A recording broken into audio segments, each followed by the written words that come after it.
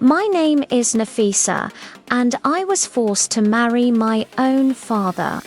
It wasn't my biological father, but the man who became my stepfather.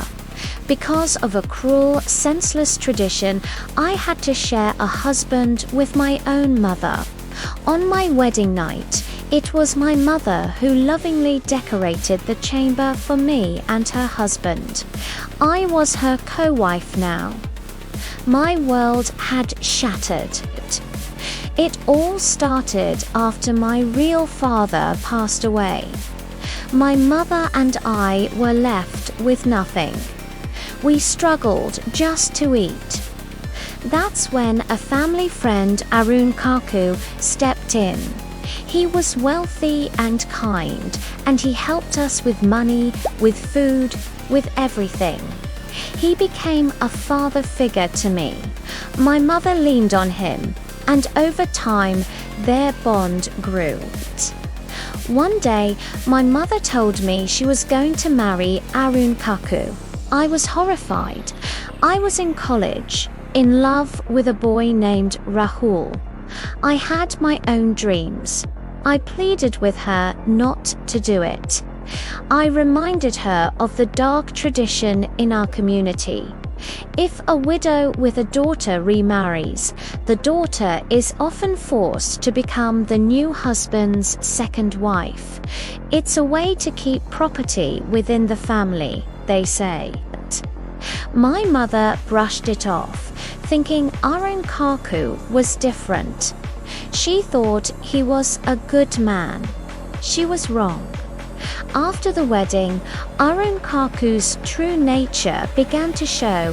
He wasn't the kind uncle I knew. His eyes followed me everywhere. He would find excuses to touch me, his hands lingering a little too long. He'd make inappropriate comments when my mother wasn't around. I felt sick, trapped in my own home. I told my mother, but she couldn't believe it. She accused me of being jealous, of trying to ruin her happiness. I was completely alone. The day I turned 20, my worst nightmare came true. They told me it was my wedding day. There was no celebration, no joy. I was dressed as a bride and forced to marry Arun Kaku, the man who was now my stepfather. Rahul tried to intervene, but he was powerless against my family and the community elders who upheld this barbaric custom. They said it was for my own protection, to secure my future. But all it did was destroy me. Life became a confusing, painful blur. Arun Kaku started treating me differently. He bought me expensive gifts, saris, jewelry, things I never had. He'd praise my cooking, my looks, things my own mother never noticed. A part of me, the part that had starved for affection and security, felt a flicker of gratitude. But it was always followed by a wave of disgust. He was my mother's husband. He was my father. How could I feel anything but repulsion? This new, twisted dynamic tore our family apart. Arun Kaku slowly began to push my mother away.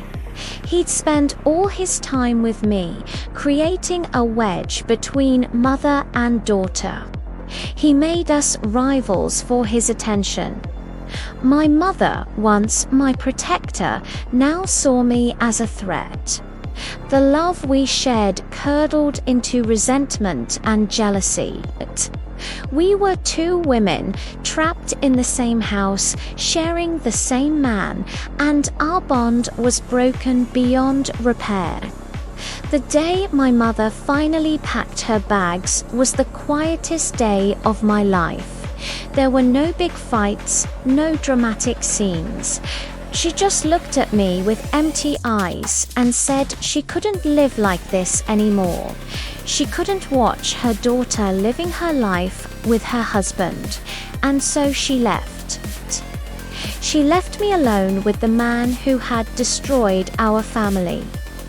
I am telling my story today because this isn't just my story.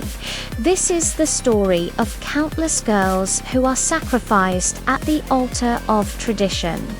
This practice doesn't protect anyone. It destroys families.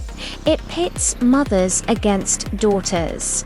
It strips women of their dignity, their identity, and their humanity. It turns a home into a prison.